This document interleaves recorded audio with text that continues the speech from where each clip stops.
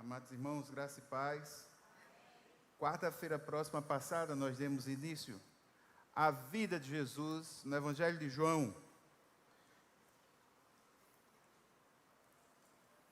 Jesus, o Rei dos Reis, é precedido por um arauto, o que é de esperar, ou o que é de se esperar, de um contexto da chegada de um rei. O arauto vem antes e vem anunciando.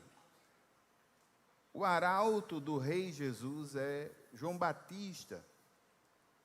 E nós vimos que o nascimento de João Batista foi predito aos seus pais, Zacarias e Isabel.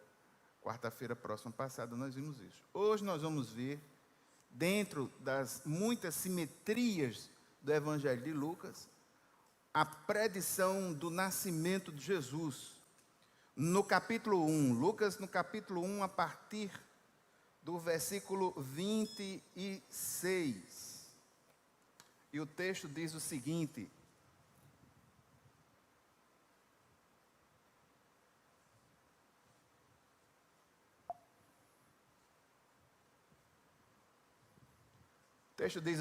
no sexto mês, o anjo Gabriel foi enviado por Deus a uma cidade da Galileia chamada Nazaré, a uma virgem que estava comprometida a casar com um homem da casa de Davi, cujo nome era José. A virgem se chamava Maria. E aproximando-se dela, o anjo disse: Salve, agraciada, o Senhor está com você. Olhe para mim um momento. Esse sexto mês, irmãos, é o sexto mês da gravidez de Isabel, que foi o fato anterior.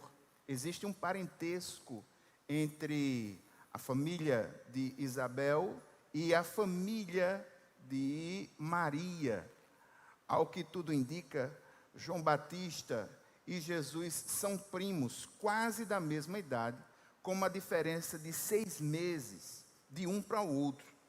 Nazaré é uma aldeia muito pequena, pitoresca, mas muito pequena. Infelizmente, os comentários que o próprio texto do Novo Testamento diz, é que Nazaré não era uma coisa muito importante no contexto econômico, social ou até mesmo religioso.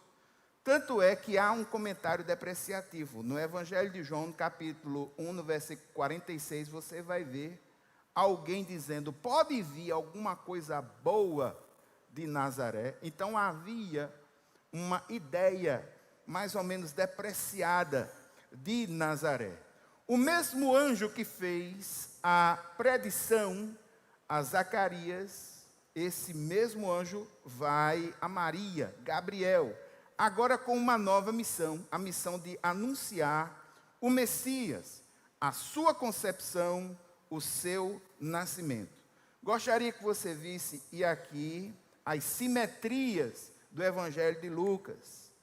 Em que sentido, irmãos? O Rei dos Reis, o Senhor dos Senhores, ele não vem do império, ou seja, não vem de Roma, não vem do centro religioso do mundo, ou seja, não vem de Jerusalém, ele vem de Nazaré, um vilarejo simples, considerado por muitos com desdém. Nazaré, irmãos, é tão simples que o Antigo Testamento não tem nenhum relato dessa cidade. Não há registro sobre ela. Jesus vai nascer de um casal real? Não. Outra simetria. É uma pobre virgem comprometida com o carpinteiro da aldeia. E aqui vale a pena salientar, irmãos, que o casamento no século I entre os judeus, em linhas gerais, ele tinha 3 fases. A primeira fase era uma fase de promessa, pré-noivado. Essa promessa geralmente feita entre famílias, com a ajuda dos sacerdotes, para se manter a pureza das famílias e das clãs. Eis o porquê das genealogias. Entra na fase 2. Qual é a fase 2? As famílias e os nubentes fazem entre si uma espécie de contrato de noivado. A moça fica reclusa e o esposo vai ver os haveres para o casamento. 1 ano, praticamente sem se ver um ao outro, prometido, uns preparando de um lado e outros preparando do outro. E o casamento propriamente dito. Uma festa, geralmente uma festa forte, em que os noivos selam essa aliança. Festa forte, quando digo forte, é forte mesmo. As bodas de Caná da Galileia, que nos diga. Não é uma festinha que a gente batalha, planejando, quem fez casamento sabe. Planeja mundos e fundos, levanta o dinheiro todinho para gastar em 6 horas. 25 mil, 30 mil reais por baixo, para 250 convidados, para gastar em 6 horas. Aqui é uma festa para uma semana inteira, dentro do contexto do século I, né? Dentro, como eles veem aí. E aqui, irmãos, algo interessante. O anjo Gabriel, ele chega nesse contexto, se aproxima dela e diz: salve, agraciada, o Senhor está com você. Essa saudação é uma saudação maravilhosa, graciosa. O anjo está querendo criar uma atmosfera de tranquilidade para com ela. Eu não sei se ele ficou tocado com o susto de Zacarias, porque é o mesmo anjo, né? Mas aí ele vai com a palavra mais graciosa. E uma observação. Ele diz a Maria: você é uma pessoa divinamente favorecida. É graça de Deus para Maria. O conceito de graça no Novo Testamento é um favor que é dado a alguém que não merece. Entenda. A graça é de Deus para Maria.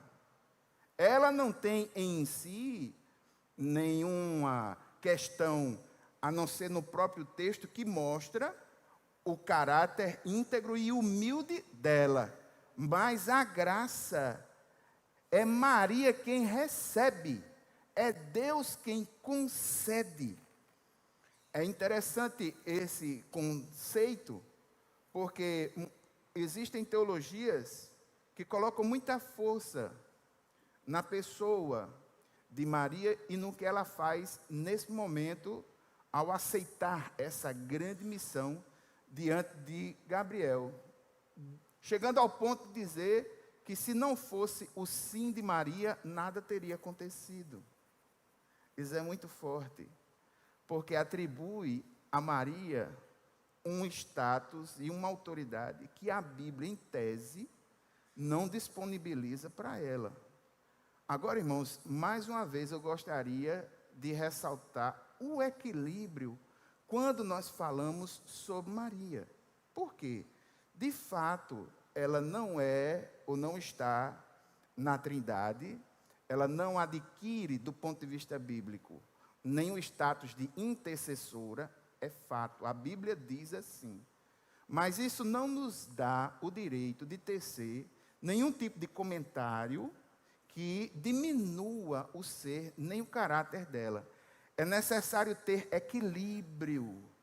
Existe um livro da editora Mundo Cristão, esqueci de trazer para mostrar aos irmãos, em que aquele autor, ele foi muito feliz. O título do livro é Redescobrindo Maria.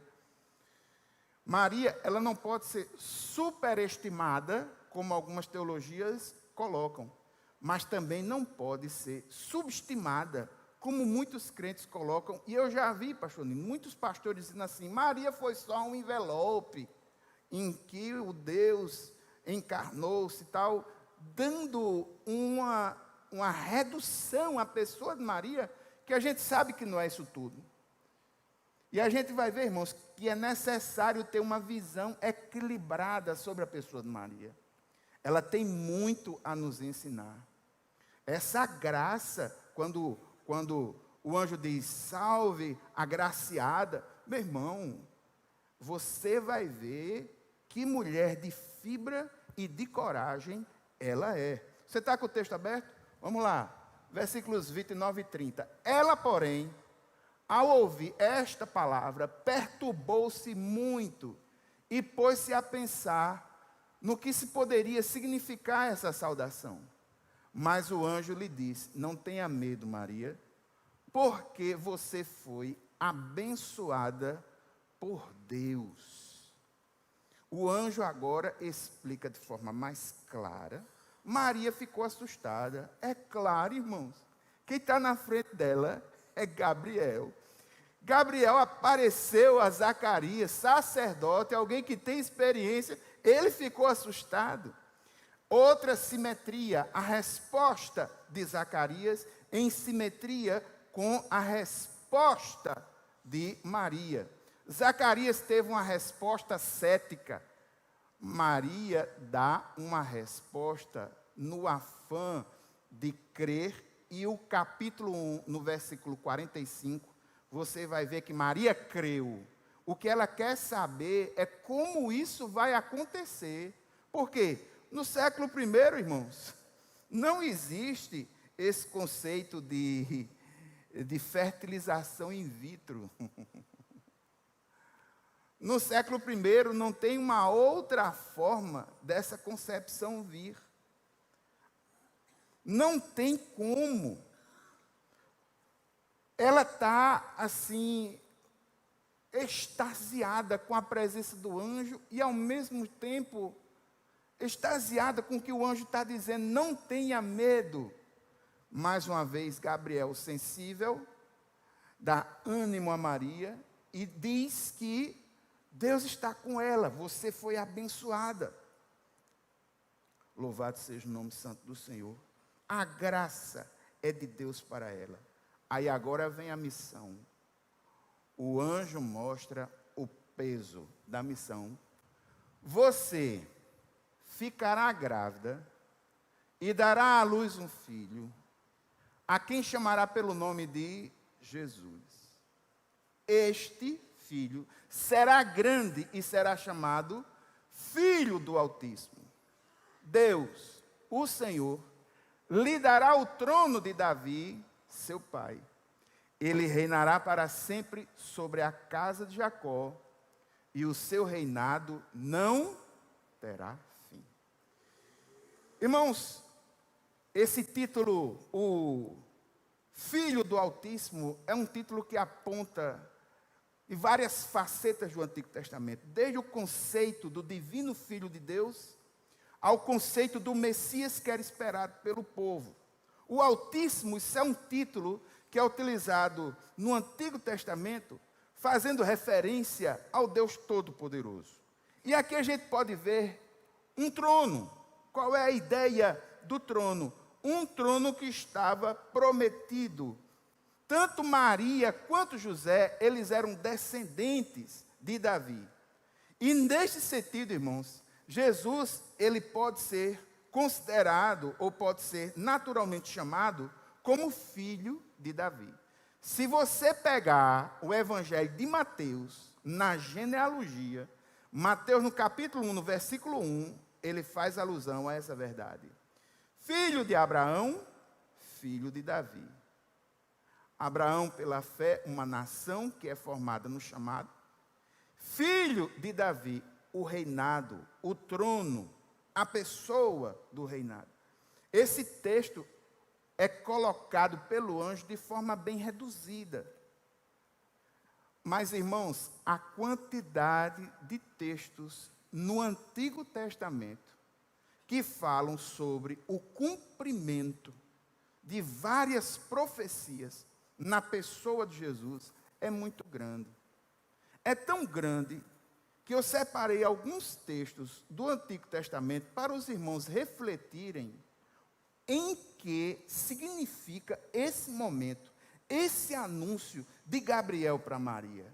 Olha só o que está escrito, por exemplo, no livro de Isaías, no capítulo 7, no versículo 14, o texto diz assim: portanto, o Senhor mesmo lhes dará um sinal. Eis que a virgem conceberá e dará à luz um filho, e lhe chamará Emanuel.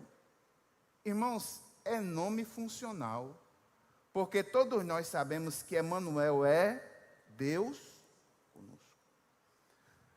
No livro de 2 Samuel, no capítulo 7, dos versículos 12 a 16, quanto à questão do trono de Davi, o texto diz: quando os seus dias se completarem e você descansar com os seus pais, então farei surgir depois de você o seu descendente, que procederá de você e estabelecerei o seu reino.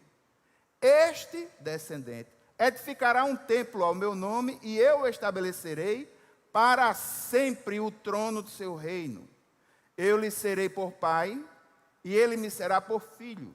Se vier a transgredir, eu castigarei com varas de homens e com açoites de filhos de homens.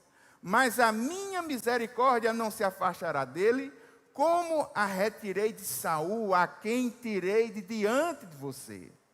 Quanto a você, a sua casa e o seu reino serão firmados para sempre diante de mim. O seu trono será estabelecido para sempre. Uma promessa de Deus a Davi. Davi, o símbolo de rei suficiente, congregador para esse povo, uma espécie de arquétipo daquele que haveria de reinar. Um símbolo, uma marca. Salmo 89, 29, o texto diz: farei durar para sempre a sua descendência, e o seu trono ficará firme enquanto o céu existir. Falando sobre o reinado, falando sobre esse trono que se perpetua. Texto conhecido dos natais, Isaías capítulo 9, versículos 6 e 7. Porque um menino nos nasceu, um filho se nos deu, o governo está sobre os seus ombros, e o seu nome será Maravilhoso Conselheiro, Deus Forte, Pai da Eternidade, Príncipe da Paz. Ele estenderá o seu governo e haverá paz sem fim sobre o trono de Davi, sobre o seu reino, para estabelecer e para o firmar com juízo e com justiça, desde agora e para sempre.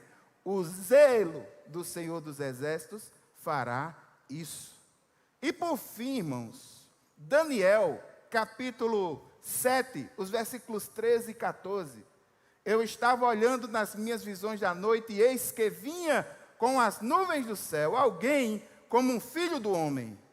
Ele se dirigiu ao ancião de dias, uma figura, uma imagem do Senhor, o ancião de dias, e o fizeram chegar até ele. Foi-lhe dado, a esse filho do homem, foi-lhe dado o domínio, a glória e o reino, para que as pessoas de todos os povos, nações e línguas o servissem. O seu domínio é domínio eterno, que não passará, e o seu reino jamais será destruído. Eu não trouxe todos os textos do Antigo Testamento que falam sobre o advento, o nascimento do Messias, o nascimento de Jesus. Esse nascimento foi profetizado. E é profetizado, irmãos, desde Gênesis. Vai nascer semente da mulher que vai esmagar a cabeça da serpente. Então, todo o texto, todo o Antigo Testamento fala, monta essa esperança messiânica. Apontam para esse dia os patriarcas, apontam para esse dia os profetas, com descrições, com detalhes. Todo o Antigo Testamento foi uma preparação para esse momento que vai acontecer. Agora veja o contexto.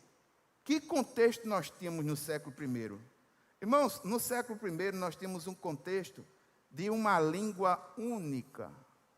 O grego koiné era uma língua dos contratos, dos comércios, e uma língua que conseguia perpassar os povos nos tratados. Todos, em tese, conheciam o grego koiné. O que é que nós tínhamos? Nós tínhamos também, através dos romanos, uma certa estabilidade e paz, porque Roma tinha dominado todos os povos, praticamente, no mundo antigo, através da sucessão, Alexandre o grande por aí vai, os romanos vêm, derrotam os gregos e se estabelece como um povo dominante. E eles têm leis que são inspiradoras e respeitadas até hoje. E o que é que os judeus tinham? Uma revelação sobrenatural, apontando para a vinda de alguém muito especial. Paulo vai entender esse contexto, e no livro de Gálatas, no capítulo 4, no versículo 4, Paulo vai dizer: chegou a plenitude dos tempos. Nasce Jesus. Nasce Jesus. Esse momento é único. Esse momento é maravilhoso. Isso que o anjo está anunciando é algo fantástico. Agora, irmãos, uma resposta parecida, mas diferente. Então Maria disse ao anjo: como será isso, se eu nunca tive relações com homem algum? Ela é parecida com a resposta de Zacarias, porque de uma certa forma dá a entender assim, algo negativo, assim, como é que isso vai acontecer, não é? Não é aqueles... Mas, irmãos, entenda, a resposta dela não é se vai acontecer ou não. A resposta dela é como isso vai acontecer. Então, no coração dela, e o versículo 45 vai dizer isso, ela já tinha crido, ela creu, submeteu, creu. Agora ela está extasiada com isso, querendo saber, perturbada, perplexa, confusa, porque ela interpretou corretamente a mensagem do anjo. Ela não vai ter a assistência de um esposo para conceber esse filho. Isso vai ser como? Como é que isso vai acontecer?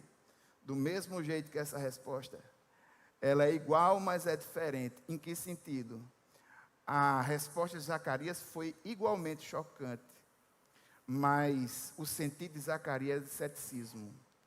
Ela fica chocada, ela creu, ela só quer saber como é que as coisas vão proceder. E o anjo explica bem direitinho. O anjo respondeu: o Espírito Santo virá sobre você, e o poder do Altíssimo a envolverá com a sua sombra. Por isso, também o ente santo que há de nascer será chamado Filho de Deus. Ele explica uma resposta esclarecedora. O anjo deixa bem claro que a concepção de Maria é algo divino, não humano. E nessa resposta nós temos paralelismos. Um paralelismo chamado paralelismo sinonímico, ou seja, de sinônimos. Perceba, o Espírito Santo, o poder do Altíssimo, Deus. Perceba, lhe sobrará ou virá sobre você, é a mesma coisa de envolverá com a sua sombra. Ou seja, isso é obra do Espírito Santo na tua vida. Qual é o resultado disso? O próprio Espírito Santo vai produzir essa maravilha no ventre de Maria ao exercer o seu poder divino. Essa sombra, essa cobertura, não é uma cobertura estática, mas é algo poderoso, criativo, produtivo, dinâmico. É o Espírito da vida. A sombra do Espírito Santo, irmãos, não apenas vai proteger, mas também vai criar. Produz a concepção dentro do ventre de Maria. Conclusão que o anjo traz. Por isso, o ser santo que lhe nascerá será chamado Filho de Deus. Preste atenção, não é filho de José. O paralelo é esse. Próximo bloco, o anjo começa a mostrar que isso verdadeiramente vai acontecer. E como uma confirmação, tanto para Isabel, que está em reclusão social, quanto para ela, o anjo vai dar uma resposta de convicção. Isabel, sua parenta, igualmente está grávida, apesar da sua idade avançada, sendo este já o 6º mês de gestação, para aquela que dizem ser estéril, porque para Deus não há nada impossível. Então Maria disse: aqui está a serva do Senhor, que aconteça comigo o que você falou. Então o anjo foi embora. Irmãos, Isabel, conhecida de Maria, uma parente, uma prima, uma possibilidade de mesclagem de tribos entre Judá e Levi. Ela tem conhecimento de Isabel, mas não sabe o que ocorreu. O anjo avisa ela. Ela está grávida, sua parenta. E você sabe, é interessante ter essa compreensão, que como parenta, ela sabia, tanto pela idade, que sua prima era estéril. Sabia? Então ele está mostrando a ela que essa concepção é uma concepção milagrosa. E o anjo está dizendo: vá lá conferir o poder desse Deus que está te dando graça. Maria vai visitar Isabel. Ela está numa reclusão social, nós sabemos disso. Isabel vai ser animada na sua fé. E Maria vai ser animada na sua fé. É aquilo que nós vamos ver num próximo momento. Mas, irmãos, ela dá uma resposta que eu acho de uma dignidade, de uma beleza maravilhosa. Ela é uma serva do Senhor que deseja servir. Veja o que ela diz: aqui está a serva do Senhor, que aconteça comigo o que você falou. Agora, irmãos, eu gostaria de dizer aos irmãos que essa graça, ela não é de graça. Isso é lindo, mas há um grande risco para Maria. Ela está assumindo um risco muito alto. Abra sua Bíblia no livro de Deuteronômio, no capítulo 22.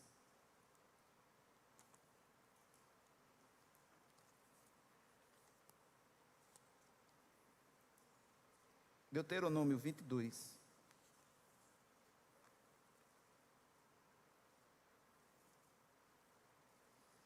A partir do versículo 23.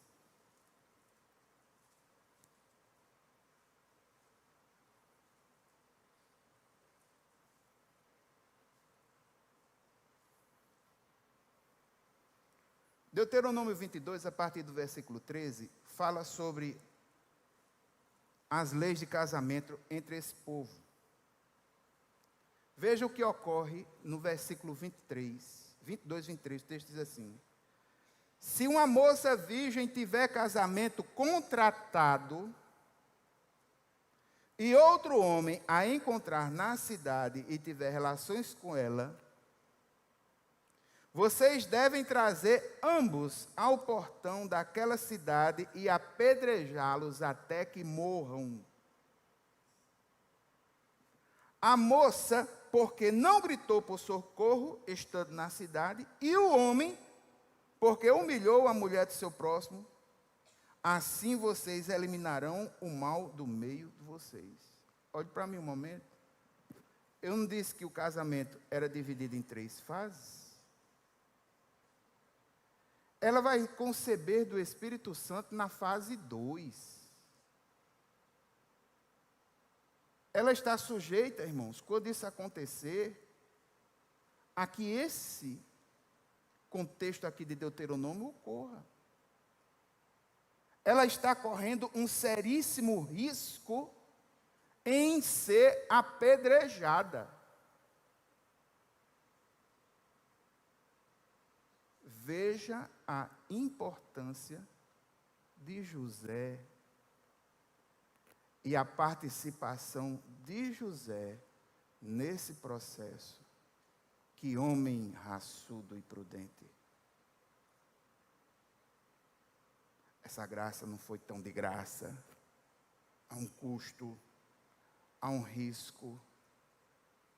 Não podemos superestimar Maria, mas também não podemos subestimar. Essa mulher é uma mulher de fibra. Pela fé ela está dizendo, eu sou serva. E se é de Deus, estou pronta. Pode vir. Irmãos, eu gostaria de destacar para nós essa noite algumas verdades espirituais. O texto de Lucas, ele vai confirmando para nós uma das características desse evangelho. Esse evangelho é o evangelho dos desprezados. Zacarias e Isabel, um casal de velhos. Isabel, estéril, mulher socialmente desprezada. Maria, uma moça virgem, pobre, prometida em casamento a um príncipe? Não, a um carpinteiro. Mora onde? Em que reino? Nazaré. Qual é o contexto de Nazaré? Pode vir alguma coisa boa daí? Deus vai se mostrando de uma forma tremenda nesse evangelho, que aqueles que são desprezados são especiais aos seus olhos. Nós precisamos aprender com o evangelho de Lucas, a olhar para aqueles que são desprezados. Segunda grande lição que esse texto nos traz. A graça é de Deus para as nossas vidas. Maria recebe de Deus graça. A graça é de Deus para ela. A graça do Senhor sobre nossas vidas, irmãos, é graça de Deus para nós. Salvação é graça de Deus para nós. Que no nosso coração nós tenhamos um espírito de agradecimento, quando a graça do Senhor atingir aspectos de nós, de nossas vidas, de nossas rotinas. Amém? Terceira grande lição, quem vem aí, irmãos, é Jesus. Que nome precioso. Jesus, o nome significa o Senhor salva. Não existe cristianismo sem Cristo, e esse Jesus está chegando. Nesse pequeno texto, nós aprendemos que Ele é o Salvador do seu povo. O nome Jesus significa o Senhor salva. Ele é filho do Altíssimo, isso me faz pensar que Ele é incomparavelmente grande. Ele é o Rei eterno. Ele é santo em seu ser. Por quê? Porque Ele entra no mundo sem o pecado original. Ele entra no mundo concebido pelo Espírito Santo. É gerado pelo Espírito Santo. É Jesus que consolida o reino do Pai. Jesus, o perfeito Salvador, Ele é homem, sua natureza humana, sem pecado,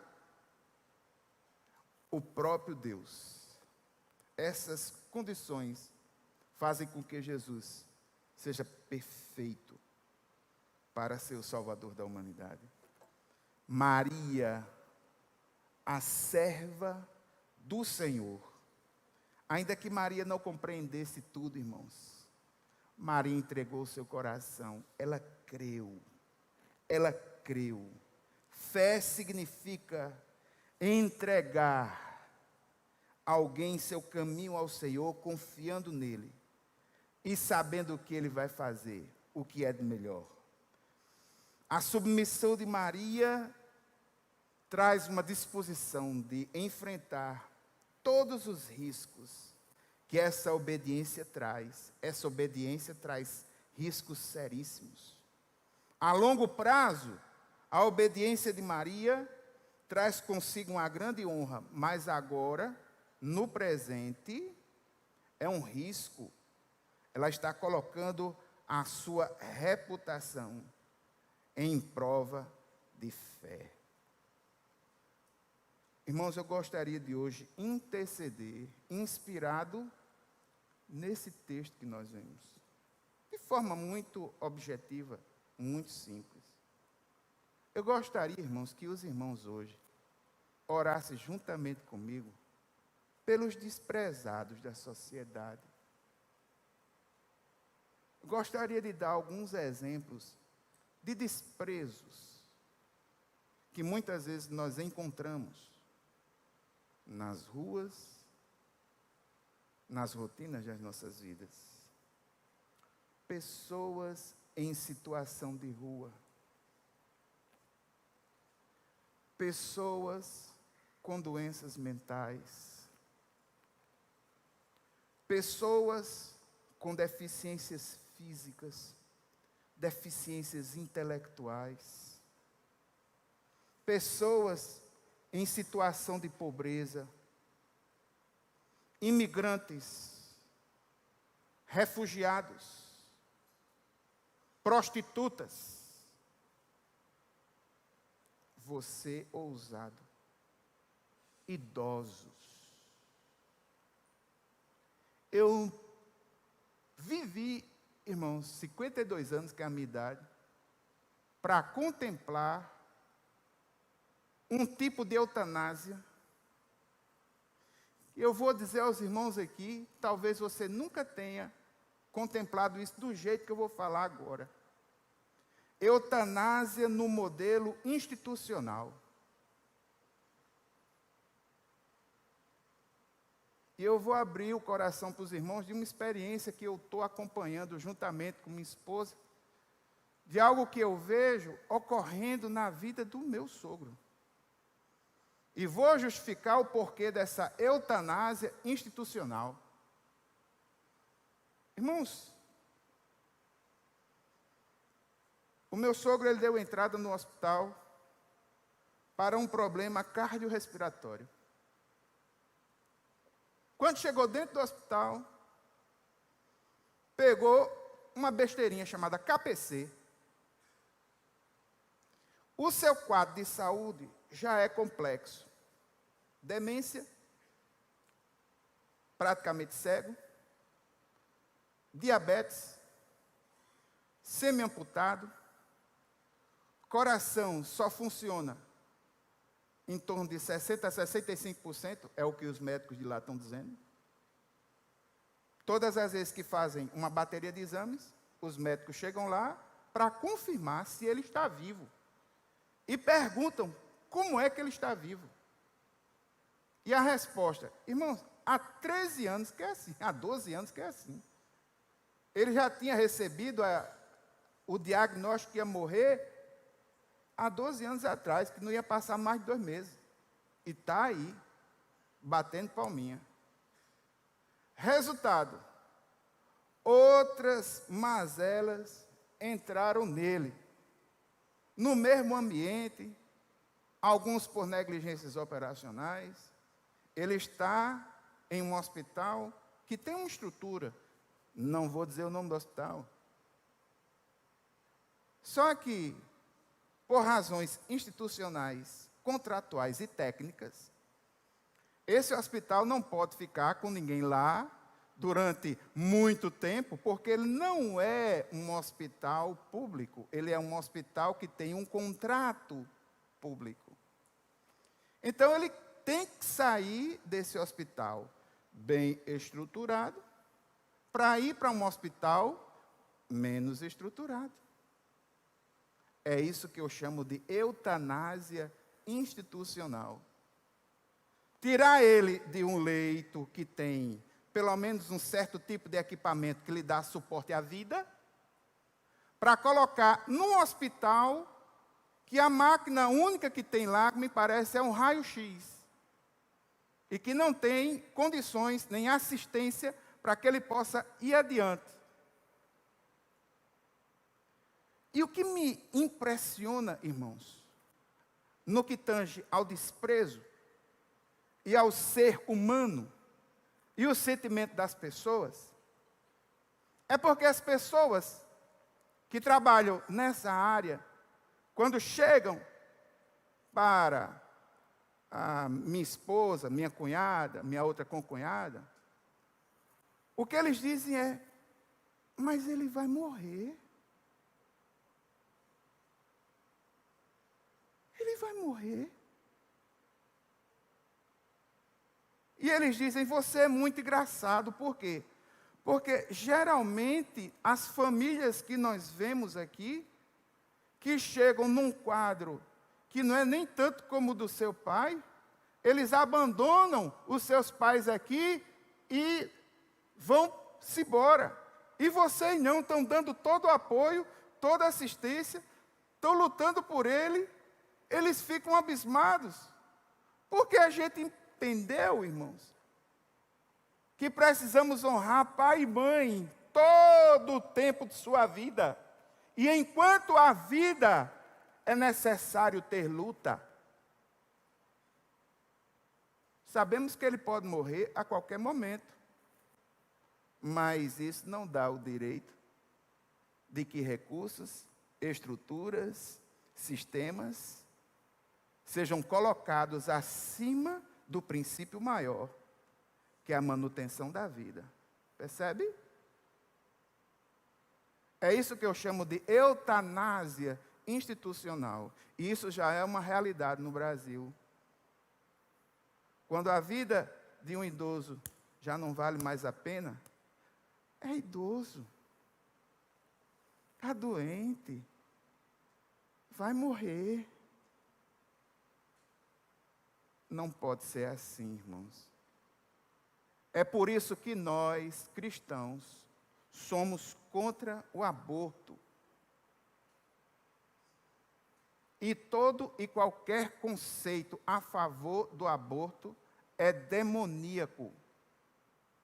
E eu vou explicar por quê. Tem o seu sentido pedagógico, a defesa da vida.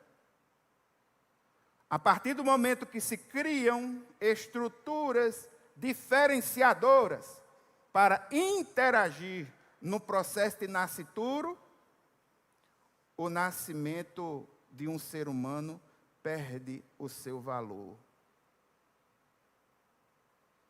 E a gente fica numa situação em que é mais fácil matar um ser humano no ventre de uma mãe, porque praticamente não haverá punição. E se você matar um animal na rua e lhe pegarem, você vai ser punido. Uma cadeia de valores absurda, inversões, desprezo. Pessoas em hospital que estão vivendo momentos terminais. Vai morrer mesmo. É o que muitos pensam. E aqui mais uma pontadinha. Crianças que são vendidas para que os seus órgãos sejam distribuídos com pessoas que têm uma condição financeira melhor e estão precisando de algum tipo de órgão para poder viver. Tráfico de órgãos, além de prostituição infantil. Hoje, irmãos, estou descendo. Hoje, irmãos, como igreja do Senhor, nós precisamos assumir nossa postura como luz do mundo, trazendo a reflexão dessas realidades. Existem pessoas desprezadas. Desprezo econômico. Quando uma pessoa, ela já não tem valor econômico, ou ela não é economicamente ativa, ela é desprezada. Desprezo desprezo.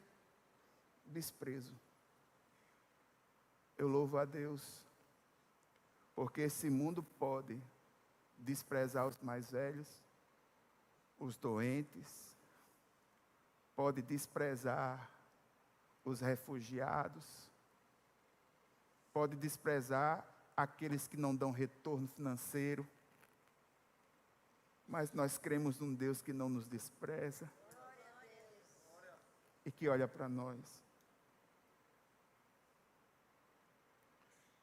Se algum dia ou alguém lhe fez você sentir-se desprezado, porque isso acontece. Existem pessoas que sofrem desprezo dentro da própria família.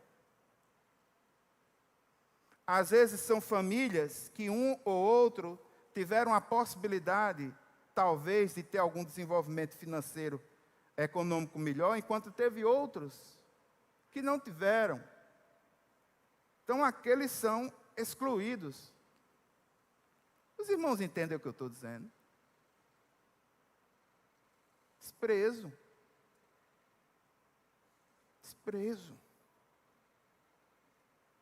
Irmãos, existe desprezo. Desprezo é uma coisa que traz dor à alma. E eu gostaria de orar juntamente com os irmãos, por nossa sociedade. Nós estamos vivendo uma sociedade do descarte. Aquilo que não me serve mais, eu descarto. Os carros não são feitos mais para consertar, mas sim para descartar peças, substituí-las. Esse conceito veio para o mundo dos relacionamentos. Seres humanos que não atendem a nenhuma demanda do mundo, entre aspas, são descartados. Isso vai entrando e a gente vai vivendo. E se não tivermos um ponto para parar, para refletir, igreja é para isso, para trazer luz aonde existem sombras.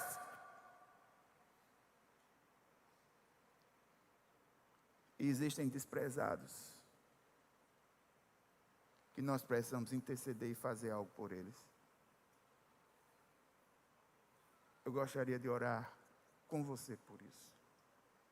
Eu gostaria que você, na sua cabeça, assim, pedisse ao Espírito Santo do Senhor que lhe mostrasse uma característica ou um grupo que sofre desprezo na sociedade. Peça assim ao Espírito Santo de Deus: Espírito, eu quero interceder por um grupo específico que sofre desprezo. Prostituta, bandido. Afinal de contas, bandido bom é bandido morto. Não é assim que muitos dizem?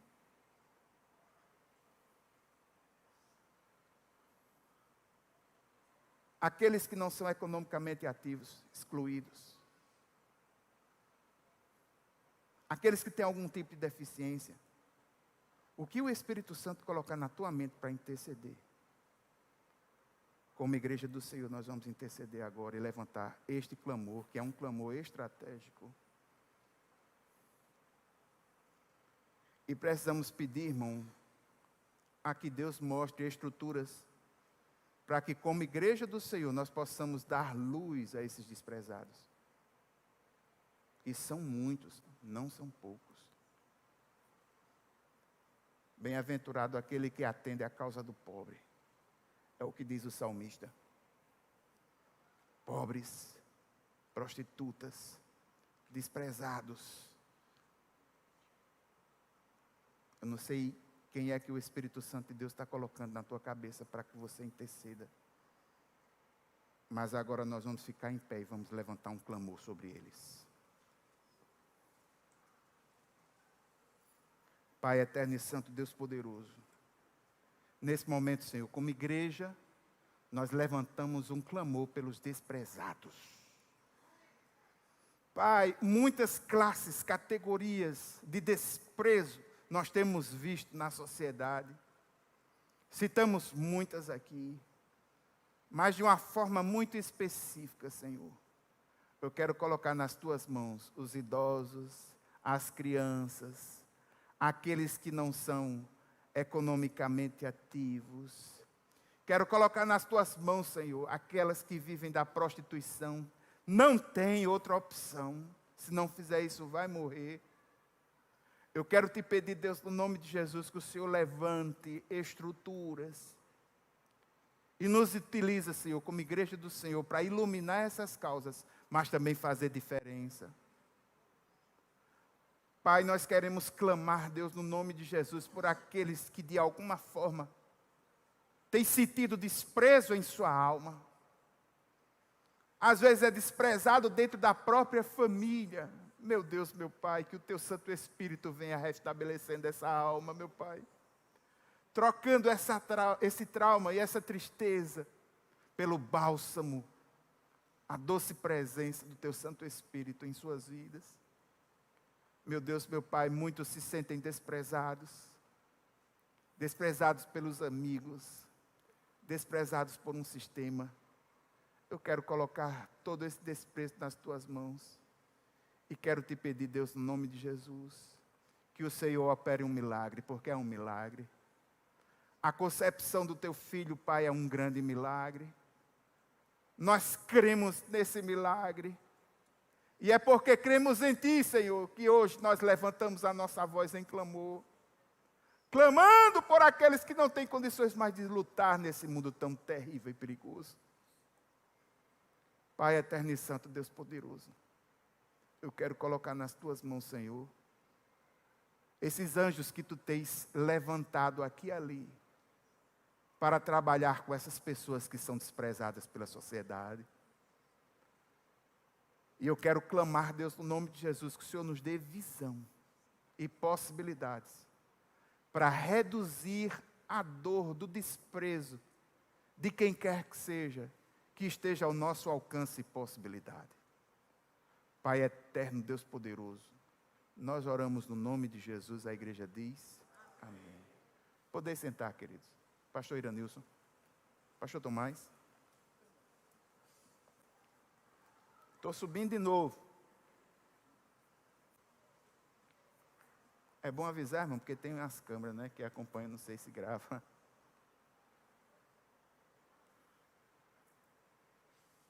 Irmãos, em determinados momentos, a palavra de Deus nos confronta e a gente volta com o coração indignado para casa.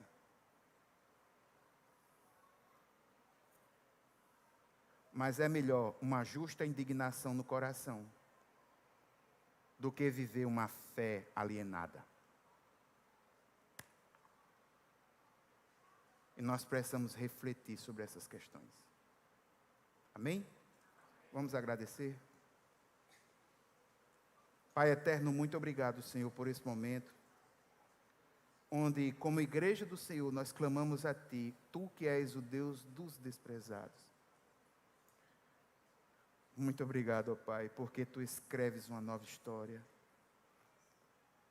Pai eterno e santo, nesse momento, estamos voltando para os nossos lares.